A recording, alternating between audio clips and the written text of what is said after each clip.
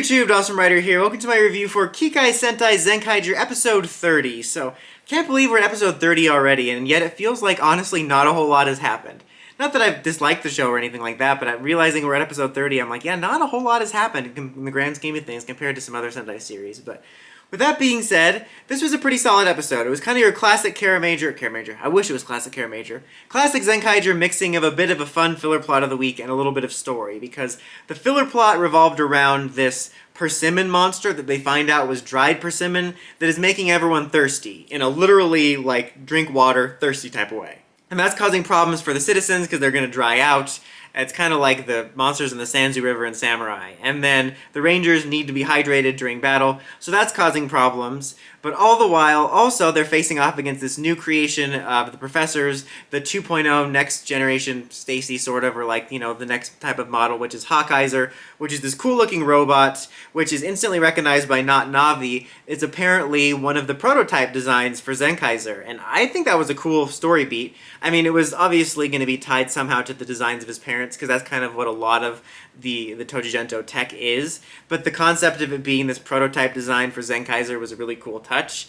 I don't know if that was true of the show. I think that would be a really cool behind-the-scenes Easter egg if in this show something similar to that was used in brainstorming the Zenkaiser designs, although I imagine they were always going for the Go Ranger angle, but still, I thought that was a cool beat. But he recognizes that and says they've repurposed this design, and obviously they've repurposed this cannon. They're introducing this new cannon toy, you can tell. It's both a blaster and it's part of the show's continuity. And it basically opens up to reveal all these different little helmets of all the Sentai Reds, and it can summon Sentai by category. It's really interesting because it kind of works like, you know, Stacy's or DN's or Bosco's thing where you can summon like fake rangers or riders. They can't summon riders, you know what I mean, to fight. And instead of being like summoned a ninja or summoned Denji Man, it summons it like by category.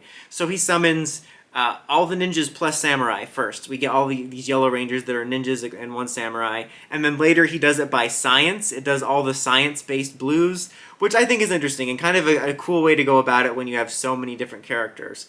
And this guy's basically causing the most trouble. Like, on top of trying to solve the Monster of the Week problem, they have this powerful new enemy running around, and Kaito is extra motivated to get him defeated and get the gun back because his parents, you know, used it and created it. And he's like, my parents created that. It's like, well, they invented it, but technically the villains built it, so, you know, finders keepers. But he wants to get it back for those reasons, and when they get in the fight, he takes him on one-on-one while the other Rangers fight the Monster of the Week, and he manages to get the gun back and get it on their side so that they can use it.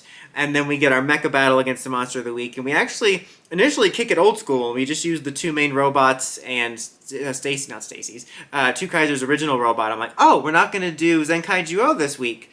And then they end up using it. But it was actually kind of cool because we got to see all four of them in a lineup working together. But it was also kind of cool to get the old school setup of some of the original robots. And the mecha fights for this are always pretty solid. They're usually pretty entertaining and unique, and I think this continued that tradition for that. And it looks like next week we're getting a new formation, which is probably why they wanted to show off all of the old ones in this episode. But I thought this was a very solid episode. I really enjoyed it. You know, the Monster of the Week plot stuff was pretty entertaining. It wasn't the most entertaining, but it was pretty, you know, mildly enjoyable. Like, I liked the idea of Tukaiser's sister showing up with Flint, showing up with the waters, like they're at a soccer game or something. I just kept thinking about that scene from Civil War. Does anyone have any orange slices? Not the actual Civil War, but Captain America's Civil War. I mean, were orange slices even invented back then? I don't know history. I'm talking about Toku here. I like that, and I also like that it was combined with this, like, kind of story beat of this new villain character and introducing this weapon. I thought it was a cool way to introduce it. I thought it was a pretty cool and unique weapon, you know, pretty fun toy. It got me excited to get mine in the mail.